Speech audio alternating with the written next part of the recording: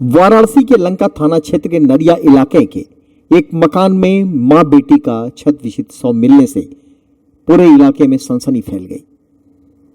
नरिया में प्राथमिक विद्यालय के पास बाल मुकुंद पांडे का मकान है। बिजली विभाग से सेवानिवृत्त बाल मुकुंद पांडे का 2 वर्ष पहले निधन हो चुका है। मकान में इस समय उनकी पत्नी 58 वर्षीय सुनीता पांडे और 26 वर्षीय बेटी दीपिका पांडे रहती थी। बाल मुकुंद का बड़ा बेटा अखिलेश पांडे दिल्ली में रहता है और वहां वो प्राइवेट नौकरी करता है और छोटा बेटा अंजनी चोलापुर में एक पोल्ट्री फार्म में नौकरी करता है। घटना के संदर्भ में अपर पुलिस आयुक्त मुख्यालय एवं अपराध संतोष कुमार सिंह ने बताया कि दोनों मां बेटी का शव बुरी तरह से छत विषित अवस्था में मिला है। शव में कीड़े पड़ गए हैं।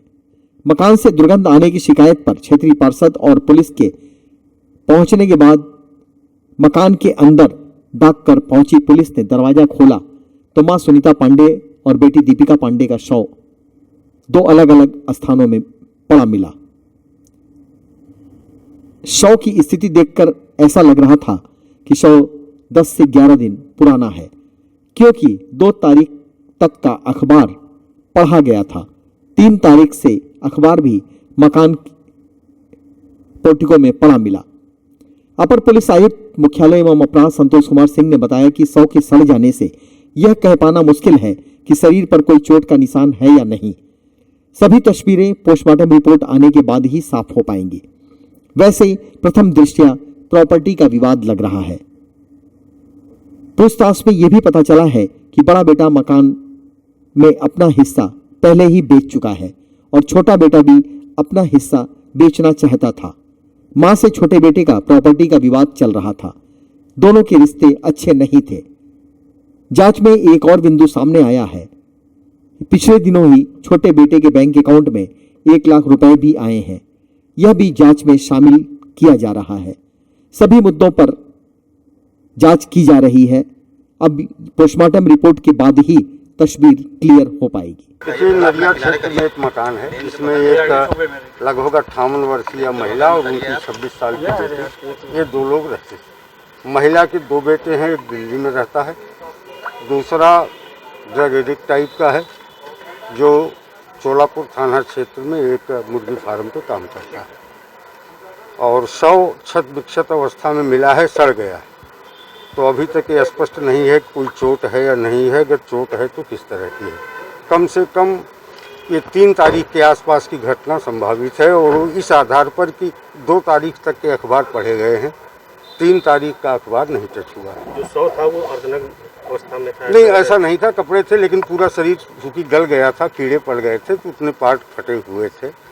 और इनका ये जो बेटा है छोटा वाला, ये 3 तारीख को यहाँ आया है, इस बात की पुष्टि ये कर रहा है। यहाँ आया था, उसके बाद भी 2 बार आया, लेकिन इसका कहना है कि अंदर नहीं गए, न दरवाज़ा घर खुलवाया। प्राथमिक दृष्टया क्या लग रहा है?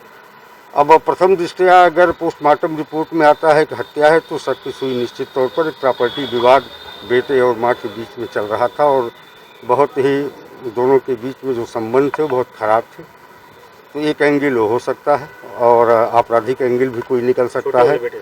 हाँ, छोटे बेटे को लेकर के, क्योंकि माँ और बेटे के बीच में संबंध बिल्कुल ठीक नहीं थे और प्रॉपर्टी बेचने का भी मामला चल रहा है।